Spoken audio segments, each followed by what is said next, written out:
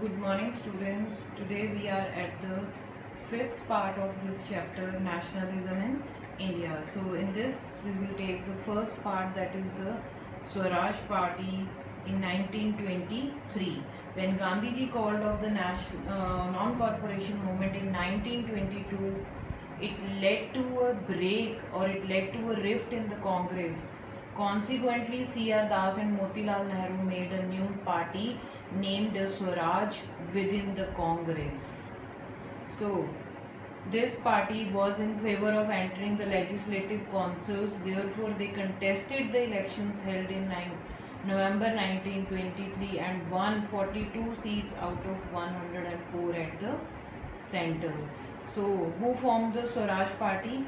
That is C.R. Das and Motilal Nehru. But that party was in between the Congress. There was a split when the Mahatma Gandhi called of the non-corporation party. There was a split, there was a break in the Congress party, and two leaders from this party, that is C.R. Das and Motilal Nehru, formed a Swaraj party within the Congress. Now next topic is the Simon Commission in 1927.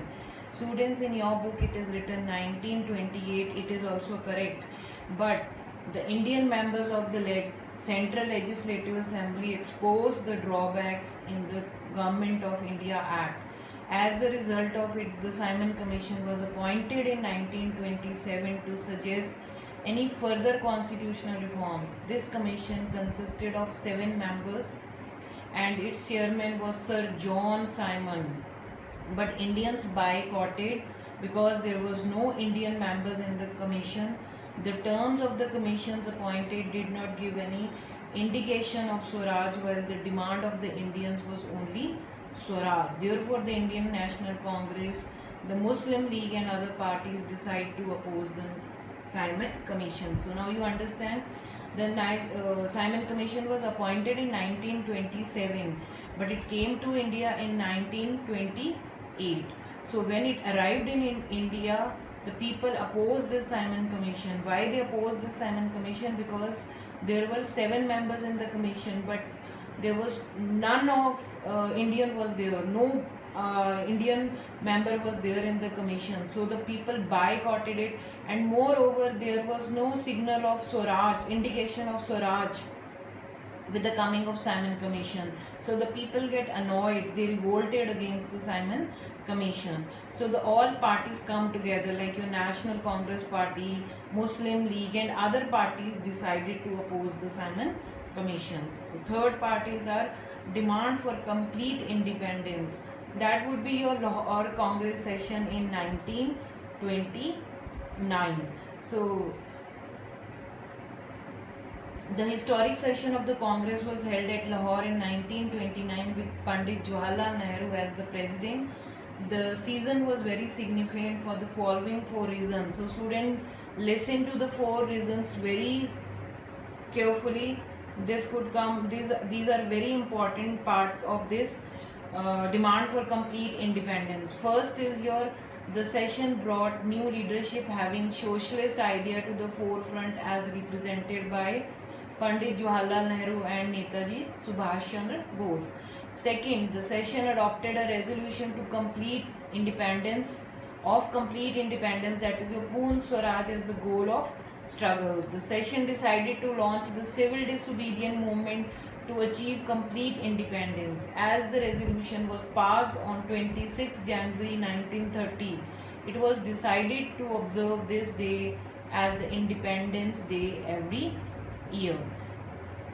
So you got these points. These are the points for the demand for the complete independence.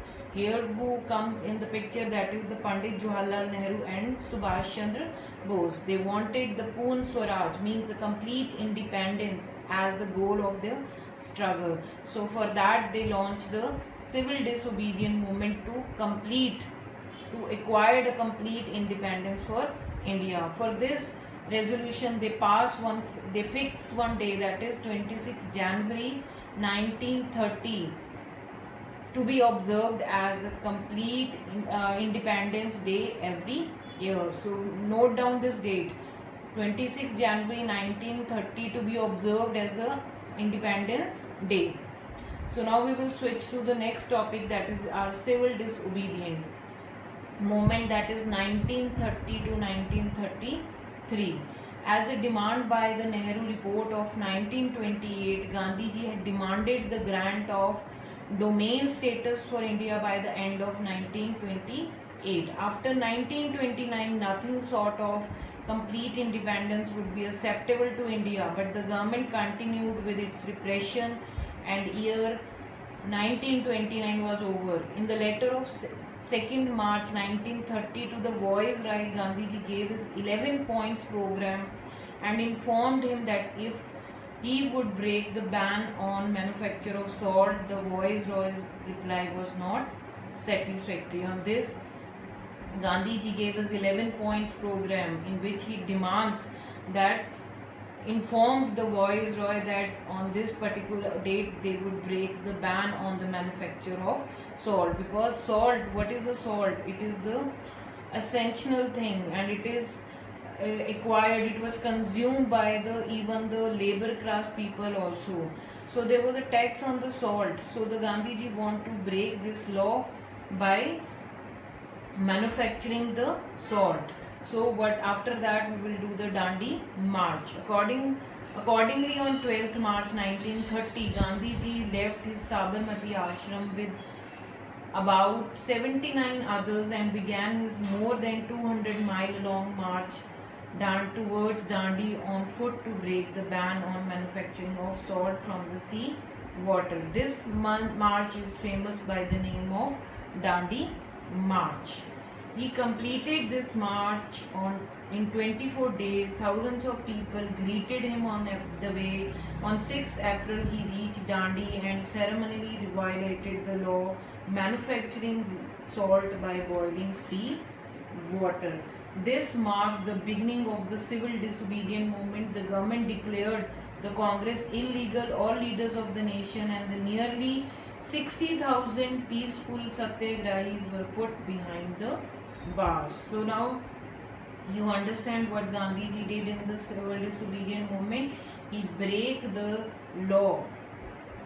He did not follow any non-violence, but he break the law on which the Britishers put the tax on the salt, so which is not affordable by the every people of the country. So now I like to revise the civil disobedience movement with you. The movement was launched by Mahatma Gandhi in 1930 as the British government was exploiting the Indian natural resources. So salt is your natural resource which you get from the sea water. So by breaking this law, Gandhiji follow one of the they considered to be the illegal in the eyes of the British. So this is the end with this topic. In next topic we will do the remaining two parts of the chapter. Thank you.